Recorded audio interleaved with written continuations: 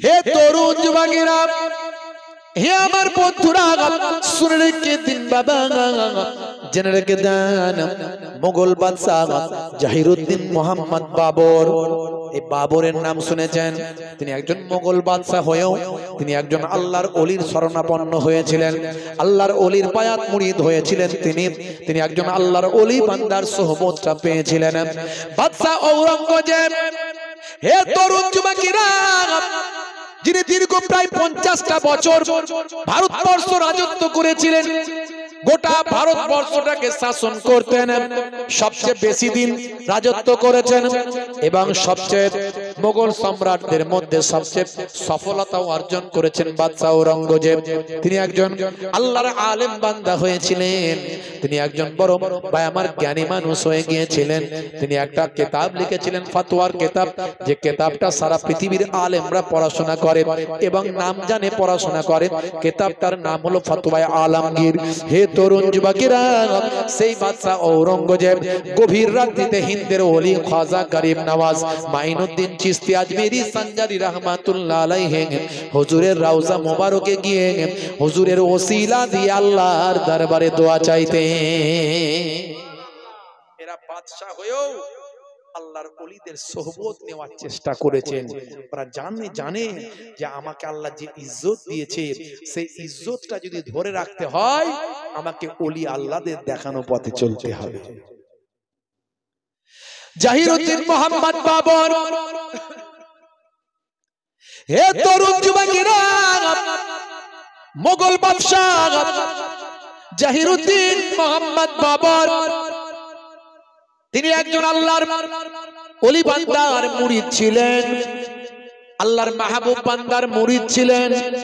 তার নাম হলো হযরত শরফুদ্দিন সাবওয়ালি কালান্দার রহমাতুল্লাহ আলাইহি, যার জন্মটা হয়েছিল আজারবাইজানে, যিনি দিল্লির জমিনে 20 বছর পড়াশোনা করেছিলেন। ভাই আমার, দিল্লির হযরত নিজামউদ্দিন আউলিয়া হুজুরের মুরিদ ছিলেন, মস্ত বড় আল্লাহর ওলি বান্দা হয়েছিলেন। দিল্লির জমিনে নিজামউদ্দিন আউলিয়া হুজুরের নদীর ধারেতে যে হুজরা ছিল, সেই হুজরায় বসে বসে হুজুরের কাছে সাবাক নিতেন, ইবাদত বন্দেগী করতেন, হুজুরের সোহবতে থাকতেন। হে তরুণ যুবকেরা, হে আমার বন্ধুরা, হে আমার মুরব্বিয়ানিরা, শুনে রেখে দিন বাবা, এমন সময় ইবাদত করতে করতে করতে করতে হযরত শরফুদ্দিন সাবওয়ালি কালান্দার হুজুর ইবাদত করতে করতে এমন একটা জালালি পর্যায়ে পৌঁছে গেলেন। তিনি এই নদীর ধারে নদীর পানিতে নেমে গেলেন। নদীর পানিতে কিছুটা নেমে গিয়ে দাঁড়িয়ে দাঁড়িয়ে দাঁড়িয়ে দাঁড়িয়ে আল্লাহর ইবাদতে 12টা বছর কাটিয়েছিলেন।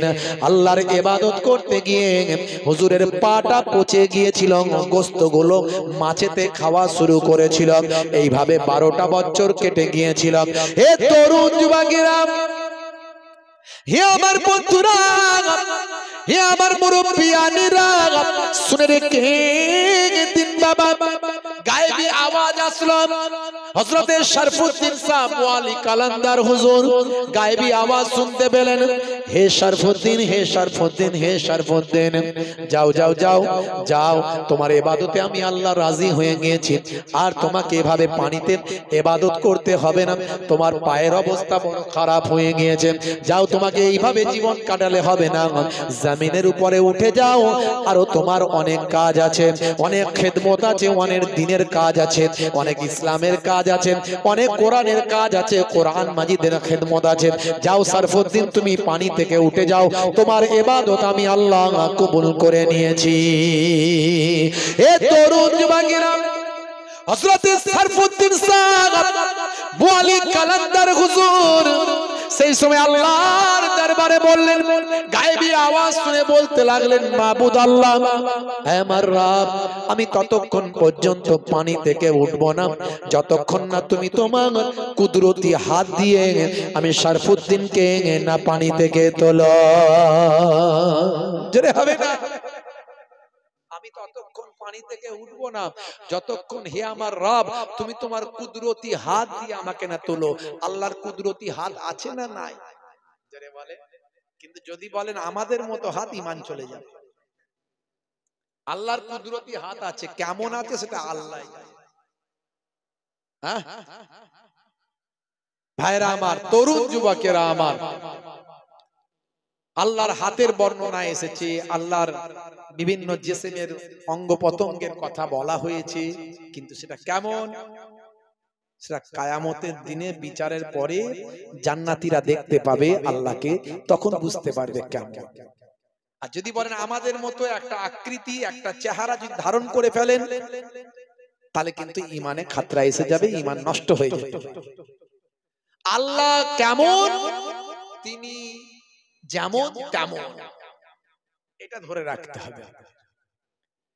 হে তরুণ যুবকেরা, হে আমার বন্ধুরা, হে আমার মুরব্বিয়ানিরা, শুনে রেখে দিন বাবা, এমন সময় দেখতে পাওয়া যায় হঠাৎ করে একজন মানুষ এসে হাজির হলেন, একেবারে আকার করে চাগিয়ে নিয়ে পানির উপর উঠে গেলেন হযরতে শরফুদ্দীন সাবু আলী কালান্দার হুজুর। সে মানুষটিকে বলতে লাগলেন, কে বাবা কে? আরে আপনি কেন আমাকে তুললেন? আমার সব শেষ করে দিলেন, আপনি আমাকে সব শেষ করে ফেললেন, কেন আপনি তুললেন? আমি আমার লক্ষ্যে পৌঁছে গিয়েছিলাম, আমি আমার ইবাদতের লক্ষ্যে পৌঁছে গিয়েছিলাম, আমার যেটা ইচ্ছা ছিল সেটা কবুল হওয়ার কাছাকাছি চলে গিয়েছিল, আপনি আমার সব ব্যাঘাত করে দিলেন। কে আপনি বাবা কে? আমি আল্লাহর দরবারে যেটা চেয়েছিলাম আর সামান্য একটু হলি আল্লাহর কাছ থেকে পেতাম, আপনি কেন আমাকে তুললেন?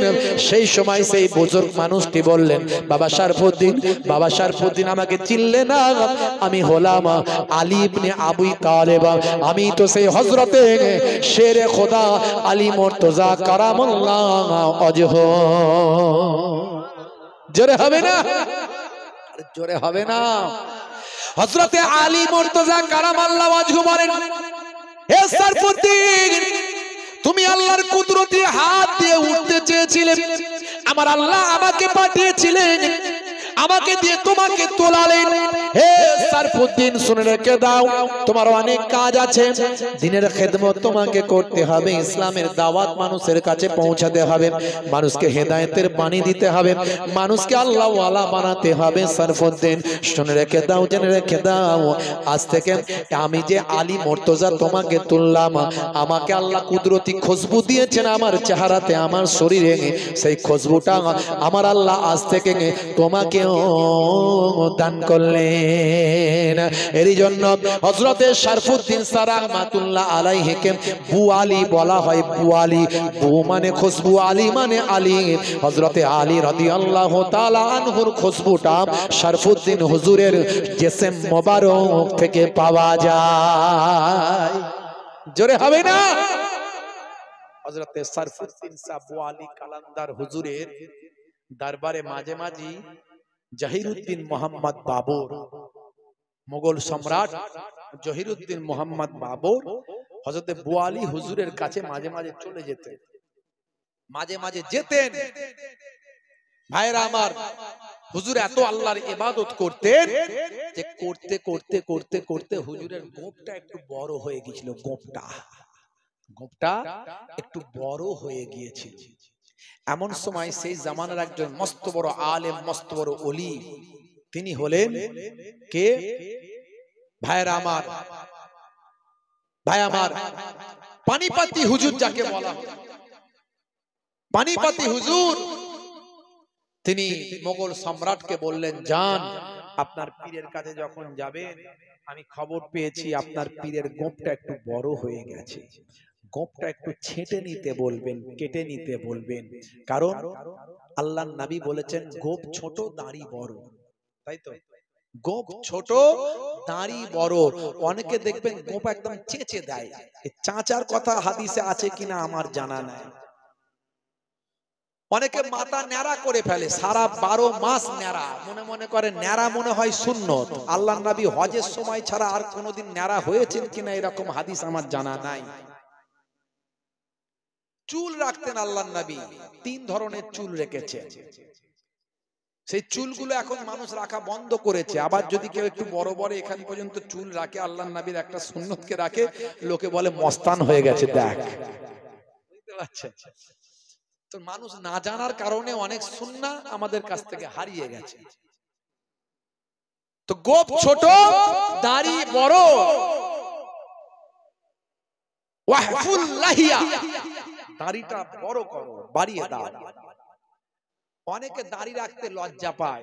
আমি বলি বিরাট কোহলি দাড়ি রেখেছে, হরভজন সিং দাড়ি রেখেছে, লিওনেল মেসি দাড়ি রেখেছে। দাড়ি রাখলে লজ্জা কিসের? নেতা মন্ত্রী খেলোয়াড় প্লেয়াররা যদি দাড়ি রাখে, তোমার দাড়িতে লজ্জা কিসের? দাড়ি ইসলামের একটা বড় সুন্নাহ, বড় সুন্নাহ। কাতারের আমির এসেছিল ভারতে, আপনারা দেখেছেন। আমাদের মাননীয় প্রধানমন্ত্রী নরেন্দ্র দামোদর দাস মোদিজি তাকে স্বাগতম জানাতে এয়ারপোর্টে গিয়েছিলেন। বুকে বুক মিলছে। কাতারের আমির সাহেব ভাই আমার, তিনি বাদশাহ, তার মুখে দাড়ি নাই, অথচ জুব্বা পরে আছে পা পর্যন্ত, মাথায় পাগড়ি, একদম রুমাল টুমাল দিয়ে, হ্যাঁ এইদিকে ঠিক রেখেছে, কিন্তু মুখে দাড়ি নাই। তার মানে কি তিনি ঠিক করছেন? না। 1 লক্ষ বা 2,24,000 পয়গম্বরের সুন্নত, আল্লাহর নবীর নির্দেশ, মুখে দাড়ি রাখো। গোপ ছোট, দাড়ি বড়। কাতারের আমির সাহেবের গোপ দেখলাম বিরাট বড়। আমির মানে বাদশাহ, বাদশাহ এসছে। আর আমাদের প্রধানমন্ত্রী তার সঙ্গে বুকে বুক মিলাচ্ছেন। আমাদের প্রধানমন্ত্রীর মুখে দাড়ি আছে না নাই? ওরে বাবা, এক সময় তো বিরাট বড় দাড়ি রেখেছিল, এখন যাকে ছোট করে দাড়িটা রেখেছে। তো যার দাড়ি না রাখলেও হতো, সে রেখেছে দাড়ি। আর যার দাড়ি রাখা উচিত ছিল, যে জুব্বা টুব্বা পরে আছে দাড়ি নাই, তার রাখা দরকার ছিল দাড়ি। তো যাই হোক ভাইরা আমার, এখন নেতা মন্ত্রী খেলোয়াড় প্লেয়াররা দাড়ি রাখছে। দাড়ি হলো ফ্যাশন, দাড়ি সৌন্দর্য। আমি বলি যারা দাড়ি রাখেন না, ছোট হলেও রাখুন, তবে সৌন্দর্য ফ্যাশন মনে করে নয়, নবীর সুন্নত মনে করে রাখুন। এই অবস্থায় যদি মারা যান, যদি নবীর ভালোবাসায় রাখা হয়, মুনকার নাকির ফেরেশতা যখন কবরে এসে বলবে মান রব্বুকা, ভাই আমার, যখন বলবে মান রব্বুকা, দেখতে পাবে নবীর ভালোবাসায় সুন্নত বলে দাড়িটা ছোট হলেও রাখা হতে পারে। তখন ওই দাড়িটাই হবে আপনার নাজাতের জারিয়া। দাড়িটা কাটবেন না, ছোট হলেও রাখুন। 70 বছর ওয়াজ শুনছে, এখনো মসজিদে যায় না, এখনো নামাজ পড়ে না। কি ওয়াজ শুনে লাভ হলো ভাই? বলে হুজুর আমি নামাজ না পড়লে কি হবে? আমার ঈমান কিন্তু পাক্কা। পুরি সর্বনাশ, কি দিচ্ছে রে ভাই? বলছে ঈমান পাক্কা, দাড়ি নামাজ না পড়লে কি হবে? বলতে হুজুর নামাজ পড়ে আর কি করব? ওই তো আমাদের এখানে একটা নামাজি আছে, ছেলের বিয়ে দিল, বিরাট পণ নিল, তো ওই জন্য নামাজ টামাজ পড়ি নাই, সর্বনাশ করেছি। একটা দুটো নামাজি যদি অন্যায় কাজ করে, তা বলে তুমি তাকে দেখে শিখবে না আমার নবীকে দেখে শিখবে? কাকে দেখে? হ্যাঁ, আমার নবীকে দেখে শেখো, নবীর নির্দেশ মানো। হে তরুণ যুবকেরা, হে আমার বন্ধুরা, শুনে রেখে দিন বাবা, আইন সবার জন্য সমান না বেঠিক? হুজুরের জন্য এক আইন আর আপনার জন্য আর এক আইন, নাকি এরকম হতে পারে? মৌলানার জন্য এক আইন আর আপনার জন্য আর এক আইন হতে পারে? এরকম হতে পারে না। মৌলানা পড়াশোনা করে আলেম হয়েছে, আল্লাহওয়ালা হয়েছে, তার জন্য যে আইন, আপনার জন্য সে আইন। আপনি শেখেননি কেন, জানেননি কেন? অত সহজ নয়। জরুরত পরিমাণ ইলম শিক্ষা করা ফরজ, আপনার জন্য শেখা জানা ফরজ ছিল, আপনি শেখেননি। হে তরুণ যুবকেরা, আইন সবার জন্য সমান। শরফুদ্দিন সাহেব ওয়ালি কালান্দার হুজুর মস্ত বড় ওলি, আলী আইন কিন্তু তার জন্য সমান। গোপ মোটা থাকবে, বড় থাকবে না, ছোট থাকবে। আল্লাহর নবী যখন বলে দিয়েছেন গোপ ছোট, শরফুদ্দিন সাহেব ওয়ালি কালান্দার তিনি হলেন ইমামে আজম আবু হানিফা হুজুরের ভাই আমার আফটার 7 বংশধর, ভাই আমার 7 পোস্তের নিচের বংশধর ছিলেন। এত বড় দরজার একজন ভাই আমার আল্লাহর ওলি বান্দা এবং এত বড় বুজুর্গ মানুষ। হে তরুণ যুবকেরা, ইবাদত করতে করতে হুজুরের গোপটা একটু বড় হয়ে গিয়েছিল।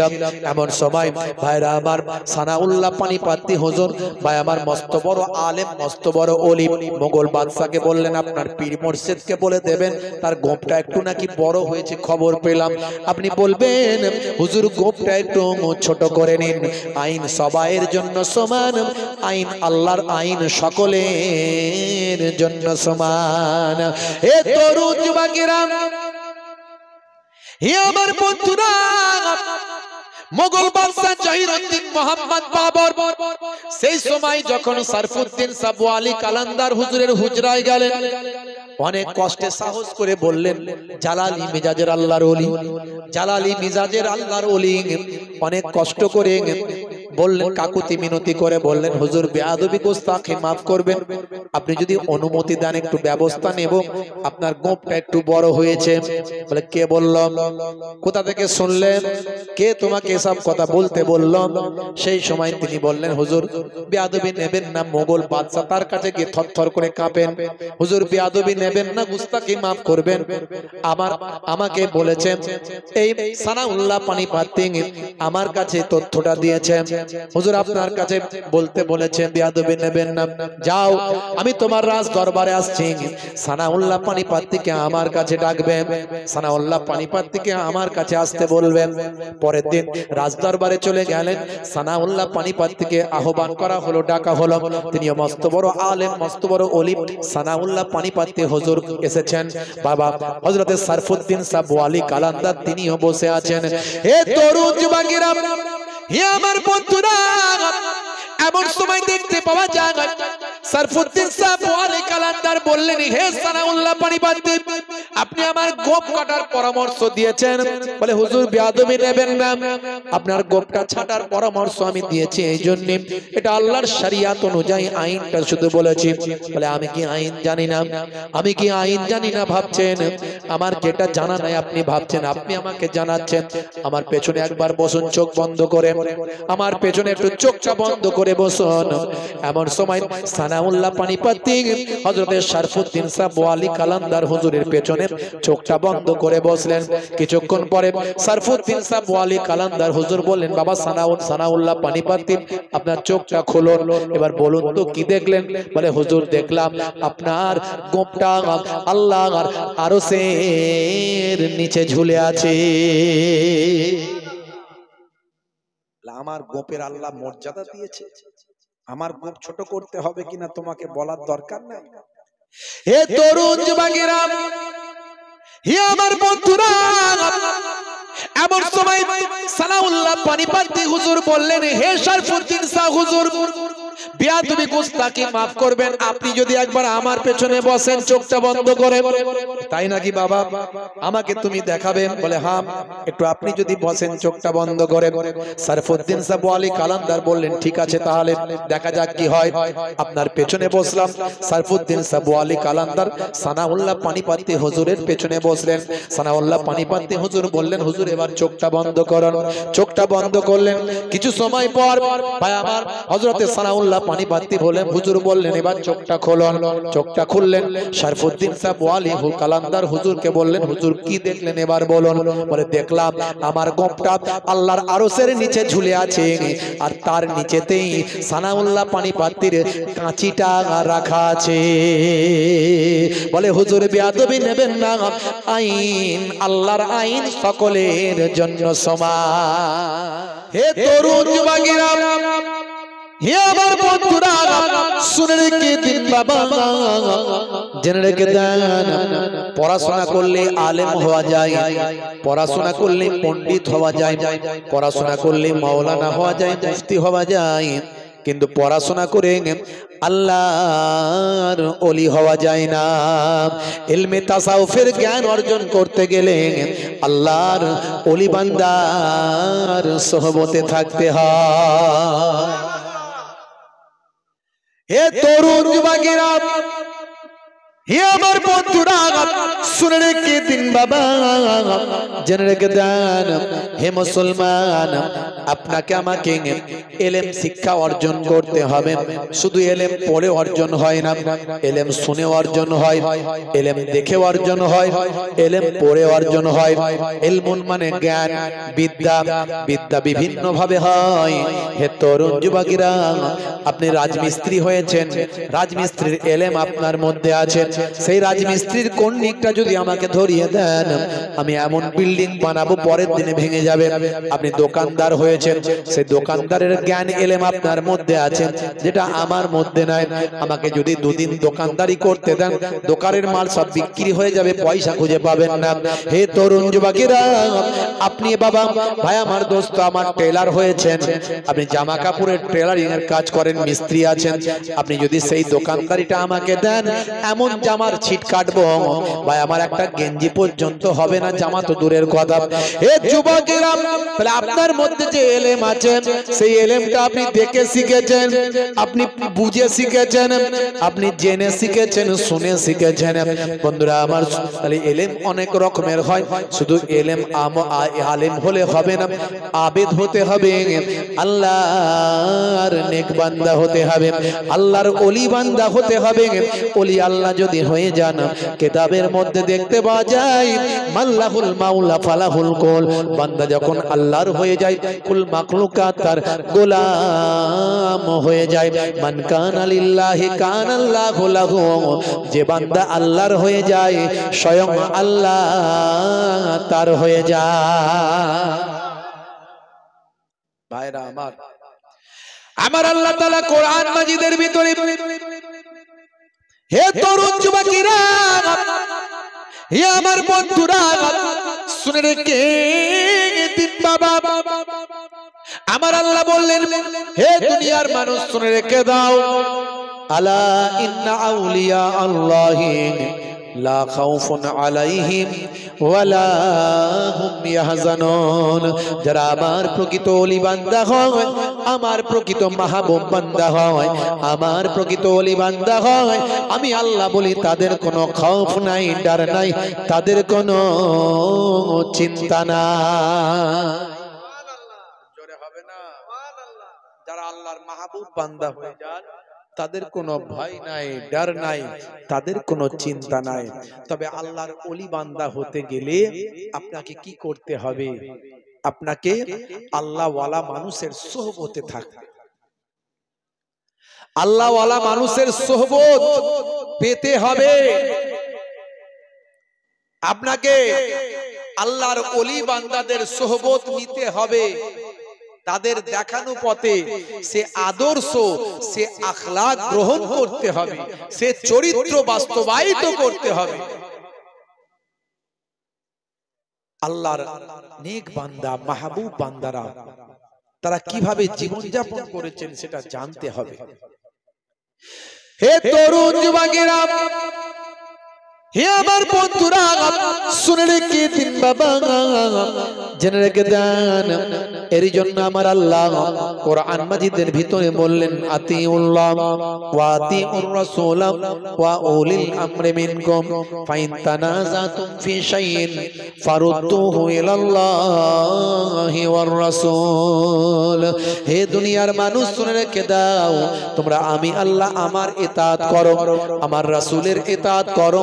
আমাকে এবং রাসূলকে যে ইতাআত করেছে, উলিল আম যারা হয়ে গিয়েছে, অর্থাৎ আলেমে হাক্কানি যারা হয়েছে, আল্লাহর ওলি বান্দা যারা হয়েছে, তাদের তোমরা ইতাআত করো, গোলামি করো, তাদের আল্লাহর ওলি বান্দাদের গোলামি করো। তো ওলি বান্দা হওয়া তো সহজ ব্যাপার নয়। আল্লাহর ওলি বান্দার মধ্যে হিংসা থাকবে না, বিদ্বেষ থাকবে না, চগলখড়ি থাকবে না, গীবত থাকবে না, পরনিন্দা থাকবে না, পরচর্চা থাকবে না। বুঝতে পারছেন? আল্লাহর ওলি বান্দারা হলে সররিপুকে দমন করতে হয় কম বেশি, তার মধ্যে লোভ রিপু, ক্রোধ রিপু, এগুলোকে দমন করতে হয়। অনেক ক্ষেত্রে রেগে যান, আল্লাহর ওলিরাও রেগে গেছেন, আমার নবীও রেগে গেছেন, বদদুয়া করেছেন। সব সময় লোকে বলে নবী ক্ষমা করেছেন, ক্ষমা করেছেন। হ্যাঁ ক্ষমা করেছেন, আমার নবী কয়েকবার জীবনে রেগেও গেছেন। তোর ছেলেকে বাঘে খাবে, যা। নবী যখন বলে দিয়েছেন তখন বাঘে খাবে না, খাবে না? ভাবে নবীর মুখ থেকে বেরিয়ে গেছে, মানে বিপদ, বুঝতে পারছি। বলে দিয়েছে বাঘে খাবে, তারপর থেকে ভয় ঢুকে গেছে। নবী বলেছে মানে যা বলে নবী তাই হয়। সবাই ঘিরে ঘিরে রেখেছে, ওর মাঝখান থেকে সবাই ঘুমিয়ে গেল, বাঘ এসে তুলে নিয়ে বেরিয়ে গেল। এই জীবনে ঘটনা ঘটেছে। ইমামে আজম আবু হানিফা হুজুর হেঁটে হেঁটে যাচ্ছেন, হেঁটে হেঁটে যাচ্ছেন সঙ্গী সাথী লোকজন নিয়ে, বড় বড় আলেম ওলামারা হেঁটে হেঁটে যাচ্ছে। সামনে দিয়ে বল চলে গেছে, বল। সবাই বলল বাপ রে বাপ, ইমামে আজম আবু হানিফা মস্ত বড় আলেম, মস্ত বড় ওলি, তিনি যাচ্ছে, তিনি চলে যান, তারপরে বল আনতে যাবো, এখন যাবো না, দাঁড়িয়ে যায়। একটা ছেলে বলে ওসব মানি না, আমি ওসব মানি না, হুজুর টুজুর পীর ফির ওলি আল্লাহ ওসব মানি না, চল আমি তার সামনে দিয়ে যাব। সে একদম বাহাদুরি দেখে সামনে দিয়ে চলে গেল, হুজুরকে ব্রেক করিয়ে দিল, দাঁড় করিয়ে দিল। আল্লাহর ওলি বললেন মনে হয় জারদ সন্তান, মনে হয় জারদ সন্তান। ইমামে আজম আবু হানিফার মুখ থেকে এত বড় কথা বেরিয়ে গেছে, বেরিয়েছে মানে তো হবেই। পরবর্তীকালে সবাই খবর নিয়ে দেখলো ছেলেটা সত্যি জারদ সন্তান। অত সহজ নয়। ক্ষমতা আছে, ক্ষমতার লোভ দেখিয়ে লাভ নাই। কোরআন এবং হাদিসের পথে চলতে হবে, নীতি নৈতিকতার উপরে চলতে হবে, আদর্শের উপরে চলতে হবে, আখলাকের উপরে চলতে হবে। চুরিকে চুরি, সিনা জুড়ি ওসব করে লাভ নাই। আল্লাহ ওয়ালা হবেন কি করে? হে তরুণ যুবকেরা, হে আমার বন্ধুরা, শুনে রেখে দিন বাবা, জেনে রেখে দেন। আমার আল্লাহ বললেন ফাযাক্কির ফাইন্না যিকরা তানফাউল মুমিনিন, you keep telling believers will benefit.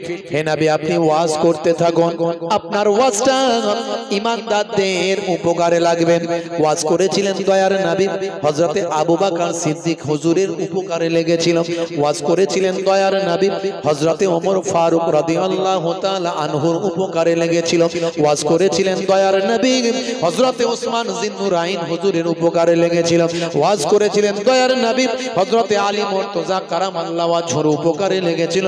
ওয়াজ করেছিলেন দয়ার নবী আবু জার, আবু তালহা, আবু হুরায়রা হুজুরদের উপকারে লেগেছিল। ওয়াজ করেছিলেন দয়ার নবী আবু জাহিলের উপকারে লাগে না, নবী আমার ওয়াজ করেছিলেন উতবা সাইবা, এদের উপকারে, আবু লাহাবের উপকারে লাগে না। এ যুবকেরা, সারা জীবন ধরে ওয়াজ শুনছেন বাবা, এখনো হেদায়েত হতে পারলেন না। আর কবে হেদায়েত হবেন? না না না না, হেদায়েত কাকে বলে জানতে হবে। নামাজ পড়লি হেদায়েত নয়, দাড়ি রাখলি হেদায়েত নয়, টুপি জুব্বা মাথায় দিলি হেদায়েত নয়। হে তরুণ যুবকেরা, হেদায়েত কাকে বলে? নবিয়ানা আদর্শ থাকলে তবেই তাকে হেদায়েত বলে। নবিয়ানা আখলাক কই? নামাজও পড়ছে, চিটিং বাজিও করছে, দাঁড়িয়ে রেখেছে, ধাপ্পা বাজিও করছে, ওজনে ঠকাচ্ছে, হ্যাঁ গালমন্দ করছে, ভাষা খারাপ করছে, চগলখড়ি করছে, চায়ের দোকানে বসে বসে দুনিয়ার লোক খারাপ, সে একা ঠিক আছে না? নাই এমন লোক। ছেলের বিয়ে দেওয়ার সময় ঘুরিয়ে মোটা ফোনটা নিয়ে নিচ্ছে। তুমি আমার চাচতো ভাইয়ের ফুফুতো ভাই, ভালো করে নাচে যদি পাই তাহলে হয়ে যাব ভালো বিয়াই, ঠিকঠাক করে চাওয়া চাই। হ্যাঁ হাই রে হাই, রাগ করবেন না, আখেরি জামানা। হে তরুণ যুবকেরা, হে আমার বন্ধুরা, হে আমার মুরব্বিয়ানেরা, আল্লাহর নবী বললেন মান হাব্বা সুন্নতি ফাকাদ আহাব্বানি ওয়া মান আহাব্বানি কানা মাই ফিল জান্নাহ। যে আমার সুন্নতকে ভালোবাসলো সে আমি রাসূলকে ভালোবাসলো, আর যে আমি রাসূলকে ভালোবাসলো সে আমার সঙ্গী জান্নাতি হয়ে গেল। যাদের ভিতরে সুন্নত পাওয়া যায় তারা কেউ পথহারা হয় না। রাসূলের পথে যারা চলে দুনিয়ায় বাতিলের বাধা তারা মানে না। জোরে হবে না? আর একটু জোরে হবে না? নিশীথ রাতিতে স্বপ্নে দেখে, নিশীথ রজনীতে সেজদায় যায়, জীবনে যত গুনাহ মাফ তারা পায়। যাদের ভিতরে সুন্নত পাওয়া যায় তারা কেউ পথহারা হয় না। যাদের ভিতরে সুন্নত পাওয়া যায় তারা কেউ পথহারা হয় না। আল্লাহুম্মা সাল্লি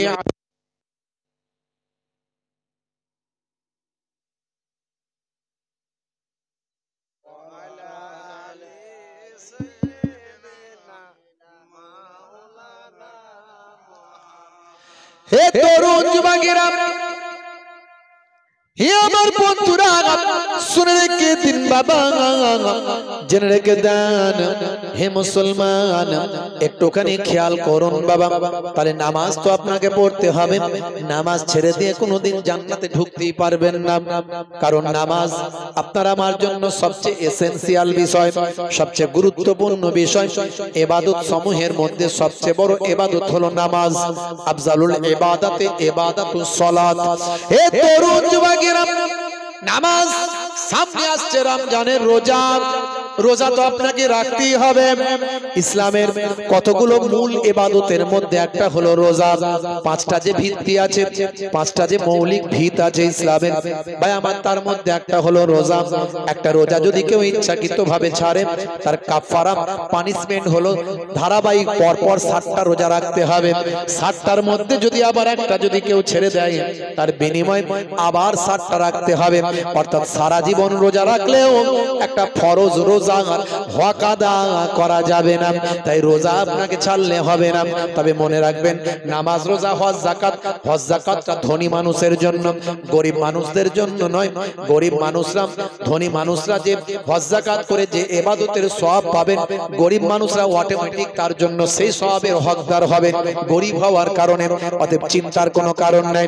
হে তরুণ যুবকেরা, হে আমার বন্ধুরা, শুনে রেখে দিন বাবা। তবে নামাজ, রোজা, হজ, যাকাত করলেই শুধু হবে না। মানুষটা আপনাকে নবিয়ানা আদর্শ রাখতে হবে, আখলাকুন নববী হতে হবে। নবীর চরিত্র, জীবন আদর্শ আপনার জীবনে বাস্তবায়িত করতে হবে। আপনার চেহারাটা মিষ্টি পোলাইট করতে হবে, হাসি হাসি ব্যবহার করতে হবে, আখলাকুন নববী রাখতে হবে। আখলাকুন নববী রাখতে হবে। কি করতে হবে হুজুর? না বাবা, কারোর সঙ্গে খারাপ ব্যবহার করবে না, সব সময় শান্ত মেজাজে থাকবে, সব সময় মিষ্টি ব্যবহার করবে, মুখ হাসি হাসি করে রাখবে, সবাইকে সম্মান করবে, ছোটদের স্নেহ করবে, বড়দের সম্মান করবে। হ্যাঁ, পীরের কাছে মুরিদ হতে এসেছে একটা সাপ। এটা ওয়াকিয়া, একটা ঘটনা, একটা হেকায়েত, একটা শিক্ষামূলক কথা। আল্লাহর ওলির কাছে অনেকেই তো মুরিদ হয়, জেন মুরিদ হয়, এই হয় সেই হয়। একটা সাপ মুরিদ হতে এসেছে। হুজুর আমাকে মুরিদ করে দেন। সাপ মুরিদ হলো, হুজুর সবাইকে আপনি নসিহত করেন, নসিহত দেন, তো আমাকে কিছু উপদেশ নসিহত করেন। হুজুর বললেন, বাবা সাপ, তুমি এক কাজ করো, কাউকে কামড়াবে না, কাউকে কামড়াবে না। সাপ চলে গেল। শুনছেন তো নাকি? সাপ চলে গেল। কিছুদিন পরে এমন মার খেয়েছে, বুঝতে পারছেন, এমন মার খেয়েছে, কোমর ফোমর ভেঙে, গা দিয়ে রক্ত ফক্ত ঝরিয়ে, ছাল চামড়া তুলে, বেঁকে বুকে কোন রকমে টেনে মেকে হুজুরের কাছে এসে হাজির। হুজুর বলে, সাপ কি খবর তোমার, এ কি হাল? বলে, হুজুর ওই যে আপনি বলেছিলেন কামড়াবে না, আমি কামড়াই না। কি হয়েছে? লোকে মেরে সাইজ করে দিচ্ছে আমাকে। হুজুর বললেন, বাবা কামড়াতে বারণ করেছিলাম, ফোঁস করতে তো বারণ করিনি। ফোঁসটা করনি কেন? নিশ্চয় নবিয়ানা আখলাক থাকবে। আর তাকাব্বুরু মাআল মুতাকাব্বির জায়েজুন, অহংকারীর সঙ্গে অহংকার দেখানো জায়েজ। আপনার মধ্যে যদি ইলমে দ্বীন থাকে, আল্লাহর কোরআন রাসূলের হাদিস থাকে, আপনার কোনো ভয় নাই, চিন্তা নাই। আপনি যেখানে যেরকম সেখানে সেরকম উপযুক্ত ওষুধ দেবেন, বুঝতে পারছেন? তাহলে ফস করতে বারণ নাই, কামড়াতে বারণ ছিল। ফস করো প্রয়োজনে, তবে নবীর আখলাক চরিত্র তুমি দেখাবে, রাসূলের আখলাক রাসূলের চরিত্র তোমার মধ্যে থাকবে, এটা মাথায় রাখবে। হে তরুণ যুবকেরা, হে আমার বন্ধুরা, শুনে রেখে দিন বাবা, জেনে রেখে দেন, মুখটাকে সব সময় হাসি হাসি করে রাখবেন। বলে হুজুর এ আবার কেমন ওয়াজ হচ্ছে? হাসি হাসি করে রাখা মানে মুখ হাসি হাসি করে রাখলে যে সে এসে গায়ের পাশে বসে গায়ে পা লাগিয়ে দেবে, দিয়ে আর মাথায় উঠে পড়বে, ঘাড়ে উঠে পড়বে। তাহলে কি করতে হবে না, মুখকে বাংলার পাঁচ করতে হবে।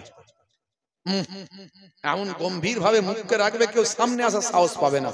লাল লাল চোখ বের করবে, মেজাজ দেখাবে, তাহলেই বেটা ঠান্ডা। আর তুমি ভালো ব্যবহার দেখালে বিপদ আছে না নাই? তাহলে কি করবে? দেখাবে না? না, নবীর আখলাক দেখাতেই হবে। কি করতে হবে? বলে হুজুর মোটা গোপ রাখতে হবে। মোটা গোপ, মোটা গোপ দেখে অন্তত লোকে ভয় পাবে। তো কি করতে হবে?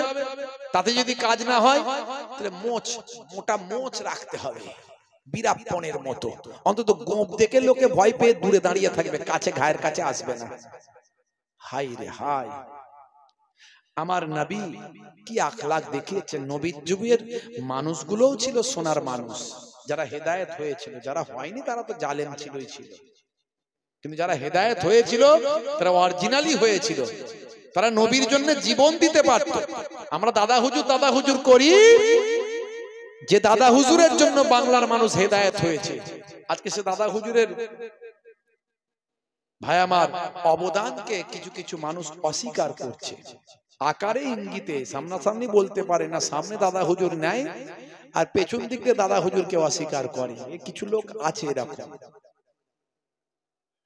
হে তরুণ যুবকেরা, হে আমার বন্ধুরা, শুনে রেখে দিন বাবা, জেনে রেখে দেন, হে মুসলমান, আল্লাহর নবীর জামানায় সাহাবায়ে কেরামেরা কেমন মহব্বত করতেন, কি ভালোবাসতেন নবীকে। দয়ার নবীর জন্য তারা বলতেন, ইয়া রাসূলুল্লাহ, হাবিবাল্লাহ, আপনার কদমে আমার পিতামাতার জান কুরবান, আপনার কদমে আমার পিতামাতার জান কুরবান। সাহাবায়ে কেরামেরা বলতেন, ইয়া রাসূলুল্লাহ, হাবিবাল্লাহ, আপনি যদি অনুমতি দেন তাহলে পানিতে ঝাঁপ দিতে পারবো, আপনি যদি অনুমতি দেন আপনার সাহাবীরা আগুনে ঝাঁপ দিতে পারবেন। এ তরুণ যুবকেরা, হে আমার বন্ধুরা, আল্লাহর নবীকে তারা এত মহব্বত করতেন, আল্লাহর নবীকে তারা এত ভালোবাসতেন। তারা জালেমদের বলতেন, হে জালেমেরা, আমার নবীর গায়ে আঘাত আসার আগে আমাদের শরীরগুলোকে পেতে দিচ্ছে, যত আঘাত করার আমাদের শরীরে করো, আমাদের জীবন থাকতে আমার নবীর শরীরে একটা টাচ করতেও তোমাদের দেব না। কি মহব্বত করতেন সাহাবায়ে কেরাম। বন্ধুরা আমার, তরুণ যুবকেরা আমার, শুধু তাই নয়, আল্লাহর নবীর কলিজার টুকরা নওয়াসায়ে রাসূল হযরত হুজুর ইমাম হাসান ইমাম হুসাইন রাদিয়াল্লাহু তাআলা আনহুমা, হুজুরদেরকে সাহাবায়ে কেরামরা কেমন মহব্বত করতেন, আহলে বায়াতকে কতটা ভালোবাসতেন। হে তরুণ যুবকেরা, শুনে রেখে দিন বাবা, জেনে রেখে দেন, হে মুসলমান, একটু লক্ষ্য করুন। হযরত খলিফায়ে সানি ওমর ফারুক রাদিয়াল্লাহু তাআলা আনহুর জামানা, যে ওমর ফারুক রাদিয়াল্লাহু তাআলা আনহু সম্পর্কে আল্লাহর নবী বলেন, লাউ কানা বাদি নবিয়্যুন লাকানা ওমর, আমার পরে যদি আল্লাহ কাউকে নবী বানাতেন হযরতে ওমরকে নবী বানিয়ে দিতেন। হে তরুণ যুবকেরা, সেই হযরতে ওমর ফারুক রাদিয়াল্লাহু তাআলা আনহুর সন্তানের নাম হলো হযরতে আব্দুল্লাহ। আব্দুল্লাহ ইবনে ওমর, ওমর ফারুক হুজুরের জামানার কথা। হযরতে ভাই আমার তরুণ যুবকেরা, হযরতে ইমাম হুসাইন রাদিয়াল্লাহু তাআলা আনহু কিশোর বয়স, ছোট বয়স, খাজুর গাছ থেকে খাজুর পেরে গরিব দুস্থ বাচ্চাদের মধ্যে ডিস্ট্রিবিউশন করছেন, বিলি করছেন, ডিস্ট্রিবিউট করছেন, বা আমার বিলিয়ে দিচ্ছেন, সদকা করে দিচ্ছেন। এমন সময় খলিফার সন্তান হযরতে আব্দুল্লাহ তিনি বললেন, ও হযরতে হুসাইন, তুমি আমি খলিফার সন্তানকে ছেড়ে কেমন করে কাজ করতে পারো? এটা কখনো করা চলবে না, এটা বন্ধ করো। কারণ আমি হলাম খলিফার সন্তান, আমি হলাম খলিফার ছেলে। আর তুমি ইমাম হুসাইন তো কি হয়েছে? তুমি ইমাম হুসাইন তো কি হয়েছে? তুমি এই খেজুর পাড়িয়ে দিয়ে মানুষের মধ্যে দান করছো, এটা তোমার করা চলবে না, এটা আমার করার কথা। এ তরুণ যুবকেরা, এমন সময় হযরতে আব্দুল্লাহর সঙ্গে হযরতে নওয়াসে রাসূল হযরতে ইমাম হুসাইন রাদিয়াল্লাহু তাআলা আনহুর মধ্যে একটা বিতর্ক চলছে, একটা আমার বাদ বিতণ্ডা চলছে। সেই সময় দেখতে পাওয়া যায় হযরতে হুজুর ইমাম হুসাইন রাদিয়াল্লাহু তাআলা আনহু বললেন, হে আব্দুল্লাহ, শুনে রাখো, তুমি খলিফার সন্তান হতে পারো, কিন্তু আমি কে তুমি জানো? আমি হলাম আখিরি জামানার পয়গম্বরের কলিজার টুকরা, আমি ইমাম হুসাইন। হে আব্দুল্লাহ, তুমি যত বড়ই খলিফার সন্তান হও না কেন, যত বড়ই তোমার শক্তি পাওয়ার থাক না কেন, তুমি হলে আমাদের গোলামের বাচ্চা গোলাম, তুমি আমাদের গোলামের বাচ্চা গোলাম। এত বড় সাহস হয় কি করে আমার সঙ্গে বিতর্ক করা? সেই সময় আব্দুল্লাহ চুপ করে গেলেন, খুব রাগান্বিত হলেন। আমি আর কিছু বলবো না, যা ফাইসালা আমার আব্বা করবে, খলিফা করবে, যা ফাইসালা সব খলিফা করবে। খলিফার কাছে গিয়ে অভিযোগ করলেন, সন্তান পিতার কাছে গিয়ে অভিযোগ করলেন, এত বড় সাহস, নবীর নওয়াসা তো কি হয়েছে, আমি খলিফার সন্তান, আমার সঙ্গে এরকম কথা বলেছে আব্বা, আমাকে বলেছে গোলামের বাচ্চা গোলাম। বলে তাই নাকি? বলে হ্যাঁ, তাহলে তো বিচার করতেই হবে। বলে হ্যাঁ আব্বা, বিচার করতেই হবে, যাও ডেকে নিয়ে এসো, ইমাম হুসাইনকে ডেকে নিয়ে এসো। ইমাম হুসাইন হুজুরকে ডাকা হলো, সাহাবায়ে কেরামরা সব থরথর করে কাঁপছে। আরে বাপ রে বাপ, নবীর নওয়াসার সঙ্গে কি বিচার হবে আজকে? যে নবীর জন্য দ্বীন পেয়েছি, যে নবীর জন্য শরিয়ত পেয়েছি, যে নবীর জন্য ইসলাম পেয়েছি, যে নবীর জন্য কোরআন পেয়েছি, যে নবীর জন্য নামাজ পেয়েছি, যে নবীর জন্য দ্বীন পেয়েছি, যে নবীর জন্য দাড়ি পেয়েছি, যে নবীর জন্য টুপি পেয়েছি, যে নবীর জন্য জুব্বা পেয়েছি, যে নবী ইমাম হুসাইনকে কোলে করে, কাঁধে করে, পিঠে করে, চুমু খেয়ে, মাথায় করে মানুষ করেছে, সারা শরীরের অঙ্গ প্রত্যঙ্গে প্রত্যেকটা জায়গাতে রাসূলের কলিজার টুকরার নওয়াসার গায়েতে রাসূলের নূরের চুম্বন মুবারক লেগে আছে, সেই ইমাম হুসাইনের বিরুদ্ধে কি ফতোয়া দেবে, কি ফায়সালা হবে, এই নিয়ে সাহাবায়ে কেরামদের মধ্যে একটা ভীত সন্ত্রস্ত পরিস্থিতি তৈরি হয়। হে তরুণ যুবকেরা, হে আমার বন্ধুরা, শুনে রেখে দিন বাবা, জেনে রেখে দেন, হে মুসলমান, একটুখানি লক্ষ্য করুন বাবা। এমন সময় দেখতে পাওয়া যায়, লক্ষ্য করা যায়, হযরতে ওমর ফারুক রাদিয়াল্লাহু তাআলা আনহু ভরা মজলিসে ইমাম হুসাইন হুজুরকে ডাকা হলো। ছোট বয়স, বাচ্চা বয়স, আব্দুল্লাহরও ছোট বয়স, বাচ্চা বয়স। সেই সময় হযরতে ইমাম হুসাইন রাদিয়াল্লাহু তাআলা আনহুকে খলিফা সম্মান করে দাঁড়িয়ে বললেন, বাবা ইমাম হুসাইন, আচ্ছা বলো তো, তুমি কি আমার সন্তানকে গোলামের বাচ্চা গোলাম বলেছ? বলে আপনি শুনুন, আসল কথাটা আমার কাছে শুনুন, পুরো বিষয়টা জানতে হবে, তারপর আপনি মন্তব্য করবেন। ও খলিফা সানি হযরতে ওমর ফারুক হুজুর, আপনি আমার বয়স্ক, আপনাকে আমি সম্মান করি, শ্রদ্ধা করি, আপনি আমার নানা জানের একজন খলিফা, আপনি আমার নানা জানের খুব কাছের সোহবতের মানুষ। শুনে রাখুন, আমি ডিস্ট্রিবিউশন করছিলাম খেজুর, আমার নানা জানের সাদকা করছিলাম, আমি মানুষ গরিব এতিম বাচ্চাদের মধ্যে ডিস্ট্রিবিউশন করছিলাম। সে সময় আমার সঙ্গে আপনার সন্তান এসে বাধা দেয়, আমাকে দান করতে, সাদকা করতে নিষেধ করে এবং আমার সঙ্গে বাদ বিতণ্ডায় জড়িয়ে যায়। আমি তখন রাগান্বিত হয়ে বললাম, তুমি আমার সঙ্গে ঝগড়া করো কোন সাহসে? তুমি তো আমাদের গোলামের বাচ্চা গোলাম, তোমার এত বড় সাহস কি করে হলো? বলে হযরত ইমাম হুসাইনকে হযরতে বাবা খলিফা সানি ওমর ফারুক বললেন, বাবা হুসাইন, তুমি কি সত্যি এই কথাটা বলেছো? বলে হ্যাঁ বলেছি। তুমি কি এখনো বলতে পারবেন? বলে হ্যাঁ বলতে পারবো। আমি তো কোনো মিথ্যা কথা বলছি না, আমি তো কোনো ভুল কথা বলছি না। আপনি কি আমার নানা জানের গোলাম নন? আপনি আমার নানা জানের কাছে হেদায়েত হয়েছেন, আপনি আমার নানা জানের কাছ থেকে দ্বীন পেয়েছেন, আপনি আমার নানা জানের কাছ থেকে শরিয়ত পেয়েছেন, আপনি আমার নানা জানের কাছ থেকে হেদায়েত হয়েছেন। নানা জানের গোলামতি আপনি করেছেন কি করেননি? বলে হ্যাঁ করেছি। তাহলে আপনি আমার নানা জানের গোলাম হলেন কি হননি? বলে হ্যাঁ। তাহলে আপনার সন্তান আমার নানা জানের গোলামের বাচ্চা, গোলাম হলো কি হলো না? বলে হ্যাঁ। তুমি কি সত্য বলছো? বলে হ্যাঁ। তুমি কি এটা লিখে দিতে পারবে? বলে হ্যাঁ লিখে দিতে পারবো। এ তরুণ যুবকেরা, তুমি লিখে দাও, তুমি লিখে দাও, তুমি লিখে দাও। ইমাম হুসাইন সাহাবায়ে কেরামেরা অবাক হয়ে গেলেন। কেন কেন লিখে দেব? হযরত ইমাম হযরতে হুজুর ওমর ফারুক রাদিয়াল্লাহু তাআলা আনহু বলতে লাগলেন, শুনে রেখে দাও ইমাম হুসাইন, হে সাহাবায়ে কেরামেরা শুনে রেখে দেন, আমি যে দয়ার নবীর গোলামতি করেছি, দয়ার নবী আমাকে লিখিত কোনো সার্টিফিকেট দেননি। আজকে আমি ইমাম হুসাইন হুজুরের কাছ থেকে, ইমাম হুসাইনের কাছ থেকে, দয়ার নবীর কলিজার টুকরা নওয়াসার কাছ থেকে আমি লিখিত সার্টিফিকেটটা নিয়ে নিচ্ছি। হে তরুণ যুবকেরা, জানি না কাল কিয়ামতের দিনে আমি ওমর ফারুকের সঙ্গে আল্লাহ কি ব্যবহার করবেন। সেদিন আমি প্রয়োজনে এই সার্টিফিকেটটা দেখাতে পারবো, আমি আমার দয়ার নবী আখিরি জামানার পয়গম্বরের গোলাম ছিলাম, তার কলিজার টুকরা নওয়াসা ইমাম হুসাইন আমাকে এই সার্টিফিকেটটা দিয়েছিল। জোরে হবে না? দেখেছেন কি মহাব্বত করতেন, কি ভালোবাসা ছিল। এই প্রেম, এই ভালোবাসা আহলে বায়াতের প্রতি রাখতে হবে। রাখবো না বললে হবে না। আলেম হলি হবে না, ডাক্তার মাস্টার ইঞ্জিনিয়ার হলি হবে না।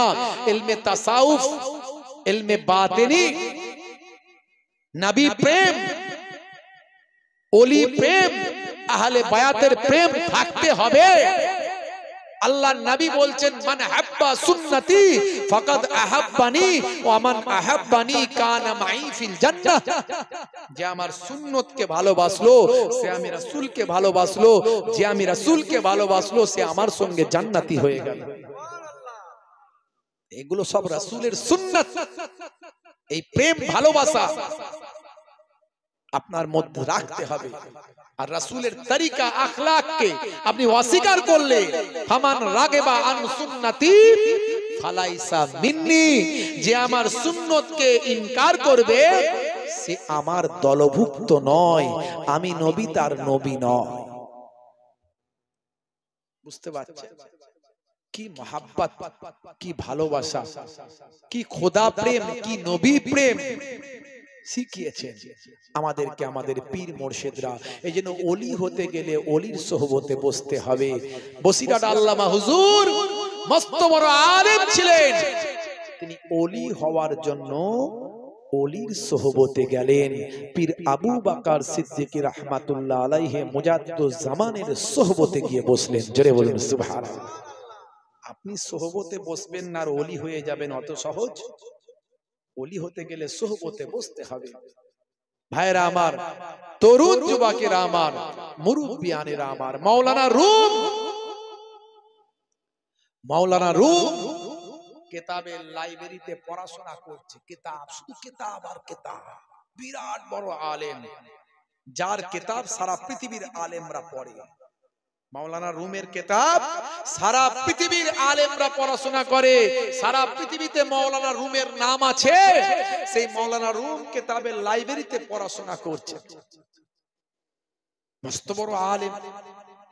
এমন সময় একজন দরবেশ মুখে কথা বললেন না, কিতাবের দিকে ইশারা করে একটা কিতাবের দিকে দেখিয়ে বলে, কিতাবটা দাও, কিতাবটা দাও। मौलाना रूम बोलते अरे पैसा पैसा नहीं लेना, तुम फकीर आदमी हो, किताब कैसे समझोगे? किताब की पूछबे तुम्हें फकीर फोकारा लोग, पैसा पैसा लागे ना, किताब की पूछबे, चलो हटो। मौलाना रूमेर একটা এলেমের গরম আছে না নাই? ওরে বাবা, সবের একটা গরম থাকে, পকেটে পয়সা থাকলে একটু গরম গরম হয় না? আজকে 20,000 টাকা পকেটে নিয়ে ঘুরছি, আমার সঙ্গে কে লাগবি আজ একবার দেখছি। পকেটে 20,000 টাকা আছে, এটা গরম হয় শরীরে, কথা ঠিক না বলি? কারো শক্তি ক্ষমতা 90 কেজি ওজন, সলেমান খানের মতো বডি, বাপ রে বাপ, কে আসবি আয়, এক ঘুষি মারবো পাহাড়ের দিকে উড়িয়ে দেবো একদম। শরীরের গরম থাকে, একটা এলেম যদি থাকে না, পেটে একটু বিদ্যা বুদ্ধি থাকে, তার একটা গরম থাকে। এই গরমটাকে কন্ট্রোল করলে তবেই ওলি হতে পারবেন, অত সহজ নয় ওলি হওয়া। তো মৌলানা রুম একটা এলেমের গরম আছে, क्या किताब समझोगे, चलो निकलो, तुम फकीर आदमी हो, कहां से आए हो और किताब मांगते हो, चलो चलो निकलो। আল্লাহর দরবেশ বান্দা কিছুটা গেছে, যাওয়ার পরেই মাওলানা রুমের লাইব্রেরিতে, কিতাবের লাইব্রেরিতে দাপ করে আগুন জ্বলে গেছে। সব কিতাব পড়ছে হু করে, মাওলানা রুম একা পেরেশান, পানি টানি নাই, যে পানি টানি দেবে কি করবে খুঁজে পাচ্ছে না। বুঝতে পারলো, মাথায় ঢুকলো যে আমার এখানে কোনো আগুন জ্বালানোর কোনো উপকরণ নেই, কোন রকম কোনো আগুন জ্বলার মতো কোনো ব্যবস্থাপনা নাই, আগুন জ্বলার কথা নয়, হঠাৎ আগুনটা জ্বললো। আর যখনই আমি কথাটা বলে তাকে তাড়িয়ে দিলাম তখনই হলো, নিশ্চয় এটা সাধারণ কোনো আগুন নয়, এটা ওই আল্লাহর দরবেশ বান্দার কারামত। জোরে বলুন সুবহানাল্লাহ। এমন সময় মাওলানা রুম তখন এদিক থেকে ছেড়ে ওই দরবেশের পেছনে ছুটেছে। दरवेश के गए बोलते हुजूर मेरा लाइब्रेरी में आग लग चुका है, जरा बोलिए कैसा हुआ, क्यों हुआ। तखन हुजूर जबान खुलेছে, बेटा तुमने कहा किताब नहीं समझोगे, मैं कहता हूं ये आग क्यों लगा ये तुम नहीं समझोगे। সেই যে মাওলানা রুম ওই দরবেশের পেছন ধরলেন, ওই দরবেশের সঙ্গে 20 বছর থেকে ইবাদত করলেন, 20 বছর থেকে হুজুরের সোহবতে থাকলেন। ওই দরবেশ সাধারণ কোন দরবেশ ছিলেন না, তিনি হলেন হযরতে শামসুদ তাবরেজ রাহমাতুল্লাহ আলাইহি। মাওলানা রুম হতে পারত না, তিনি বলেছেন যদি শামসুদ তাবরেজের গোলামি না করত তো আল্লাহর ওলি বান্দা না ধরে কি করে ওলি হবেন আপনি। যারা প্রকৃত জ্ঞানী মানুষ তারা ওলি বান্দার সোহবত নিয়েছে। ওলি বান্দা খুঁজতে হবে, বের করতে হবে। বয়স হয়ে গেলেই যে ওলি আল্লাহ হয়ে যাবে এমন নয়, আবার অল্প বয়স থাকলেই যে ওলি আল্লাহ হবে না তা নয়। ওলি আল্লাহ খুঁজে বের করতে হবে, যেমন ভালো ডাক্তার, ভালো মাস্টার, ভালো দোকান খুঁজে বের করেন, ভালো অ্যাডভোকেট খুঁজে বের করে, তেমন এটাও খুঁজতে হবে, সহজ নয়।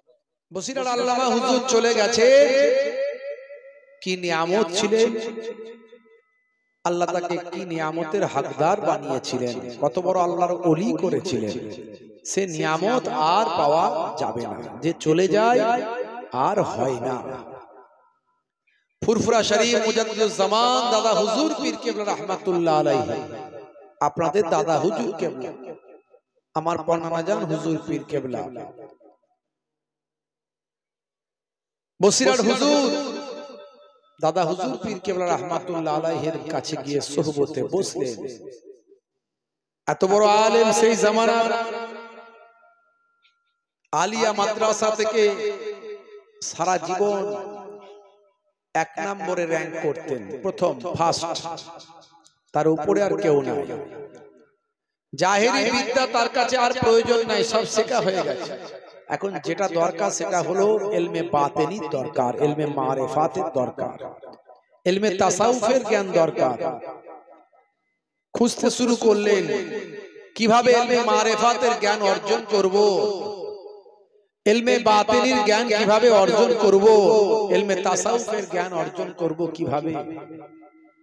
আমার দাদা জান মায়াপুর পীরনগরী হুজুর কেবলা, যাকে হিন্দুরা বলতো দেবতা আর মুসলমানরা বলতো জিন্দা পীর, আমার দাদা জান তার নাসাব নামা সব আহলে বায়াতের খানদান থেকে এসেছে। দাদা জানের পূর্বপুরুষ সব ইরানের কেরমান থেকে এসেছে, অরিজিনালি করিসুন্ডা, সেই করিসুন্ডা থেকে, করিসুন্ডা দরবার শরীফ থেকে পীরনগর হরিণখোলা দরবার শরীফ। তো দাদা জানো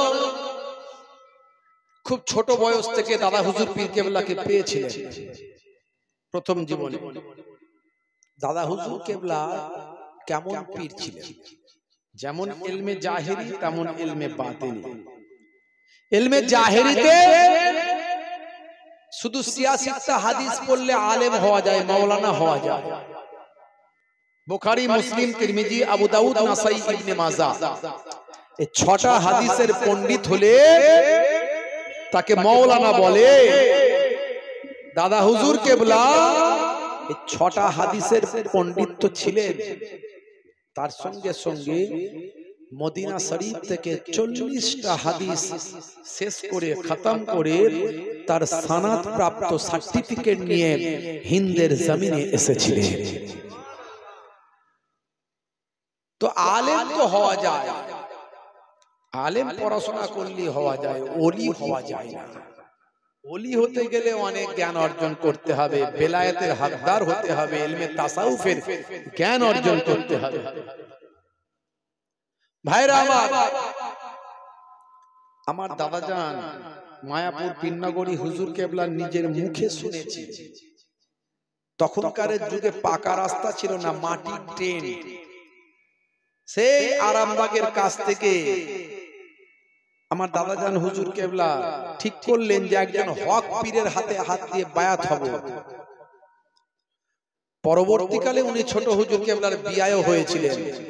আর যেহেতু একটা নিসবাত আলাদা ছিল, আহলে বায়াতের খানদানের সেই সম্পর্ক ছিল, তা দাদা হুজুর কেবলা এবং 5 হুজুর কেবলা খুব মহব্বতের মানুষ ছিলেন আমার দাদা, বুঝতে পারছেন? তো যাই হোক, পরবর্তীকালে ছোট হুজুর কেবলার বিয়ে হয়েছে। তো আমার দাদাজানের মুখে নিজে শুনেছি যে দাদা হুজুর কেবলার হাতে হাত দিয়ে আমি বায়াত হব, এই টার্গেট আমার ছিল। তাই তৎকালীন যুগে পায়ে হেঁটে সেই আরামবাগ থেকে মায়াপুর পীরনগর শরীফ থেকে পায়ে হেঁটে কলকাতার 9 নম্বর হালদাল লেনে তখন গেছেন। মাটির ট্রেনের সময় তখন বাস টাস ছিল না, বুঝতে পারছেন?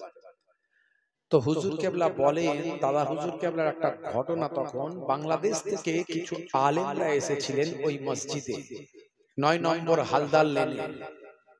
মসজিদে আসার পরে হুজুরের কাছে ফতোয়া নিচ্ছেন তারা। দাদা হুজুর কেবলা সেই জামানায় ভারতবর্ষের 1 নম্বর আলেম বলা যেতে পারে, 1 নম্বর আলেম। কারণ সেই জামানায় মদিনা শরীফ থেকে 40টা হাদিসের সনদ প্রাপ্ত আলেম ভারতের জমিনে ছিল না। জোরে হবে না?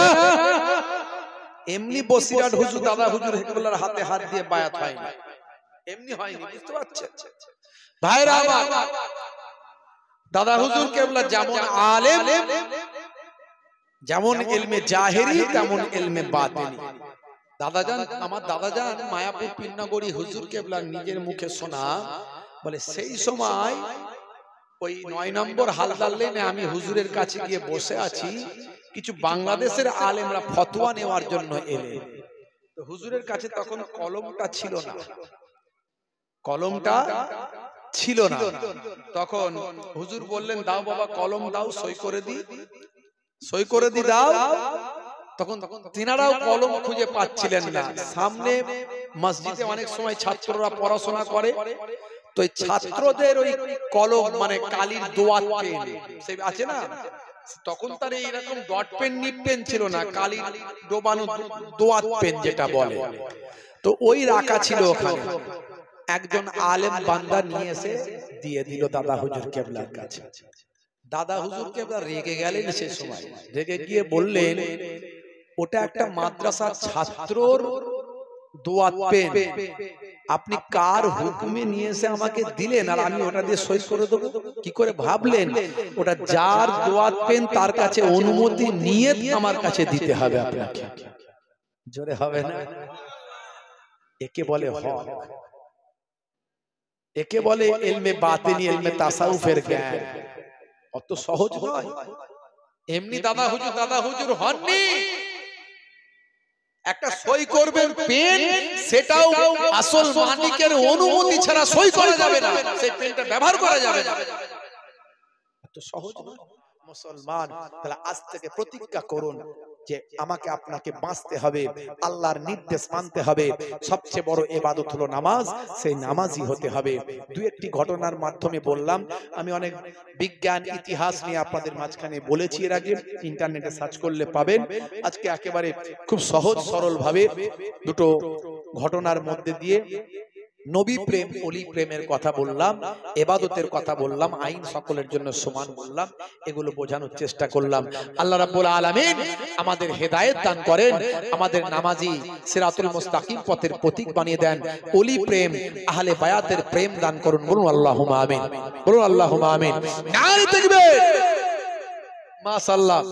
ভাইরা আমার, এবার একটু আপনাদের খেদমত থেকে বিদায় নেওয়ার আগে একটুখানি আগামী বছর যাতে এই জালসাটা আবার ভাইরা করতে পারেন, তার জন্য আমি আপনাদের কাছে একটুখানি দান চাইবো। দান একটু আপনাদের দান দিতে হবে বাপ, কারণ দান না দিলে এরকম মাহফিল গুলো করা যায় না। আর এরকম মাহফিল গুলোর কারণে কেউ আসুক আর নাই আসুক, কেউ আসুক আর নাই আসুক, এই এলাকায় আল্লাহর মালাইকা ফারিস্তারা এসে হাজিরা দেয়। আপনার এলাকায় আল্লাহর ফারিস্তারা আসবেন, এটা নবীর হাদিস থেকে প্রমাণ। শুধু তাই নয়, আপনার আমার দরুদ ও সালামের নজরানা দয়ার নবীর কাছে নিয়ে যান। জোরে বলুন সুবহানাল্লাহ। এর থেকে ভালো কপাল তাকদীর আর কি হতে পারে? যেখানে আল্লাহর কালামুল্লাহ পাক তেলাওয়াত হয়, সরেফা আনহুমুল আযাব, নির্দিষ্ট আযাব গজবকে আল্লাহ সরিয়ে দেন। বাপেরা আমার, তরুণ যুবকেরা আমার, মুরব্বিয়ানেরা আমার, এই জায়গাতে আল্লাহর রহমত, এই গ্রামে আল্লাহর রহমত। দান করলে কমবে না, বেড়ে যায়। দান করলে দানে বরকত হয়, মালে বরকত হয়, সম্পদে বরকত হয়। আল্লাহর কোরআন কখনো মিথ্যা নয়, আপনারা নিশ্চয়ই বিশ্বাস করেন। আর আমি অনেক বিজ্ঞান বাস্তবতা দিয়ে উদাহরণ দিয়ে প্রমাণও করেছি বারবার। বাবা, আল্লাহর কোরআন কখনো মিথ্যা নয়। সেই কোরআন মাজিদে আল্লাহ বলছেন, মান জাআ বিল হাসানাতে ফালাহু আসরু আমসালিহা। বান্দা এক দিলে আমি আল্লাহ তোমাকে 10 দেব। জোরে বলুন সুবহানাল্লাহ। হাদিসে কুদসির মধ্যে এসেছে, একের বদলে 10, একের বদলে 100, একের বদলে 700, একের বদলে বেহিসাব মালে মালামাল আল্লাহ করে দেন। জোরে বলুন সুবহানাল্লাহ। বুখারী শরীফের প্রথম হাদিস, ইন্নামাল আমালু বিন্নিয়াত। নিয়ত করলে, তুমি যে নিয়ত করে দান করবে, আমার আল্লাহ নিয়তের পরিবর্তে তোমার আমলটা কবুল করে নেন। জোরে বলুন সুবহানাল্লাহ। আমলটা আল্লাহর দরবারে গ্র্যান্ট হয় এই আপনার নিয়তের ওসিলায়। তাই নিয়ত করে করে দান করবেন বাপ। আমি 8 জন ভাইকে চাইবো, 8 জন। জান্নাত হলো 8টা, জান্নাত হলো 8টা। আমি 1001 টাকা করে বলবো, একটু হাতটা তুলে দেখাবেন। গভীর রাত্রিতে দুনিয়ার অফিস বন্ধ, আল্লাহর অফিস খোলা। 1001 টাকা কোন দিকে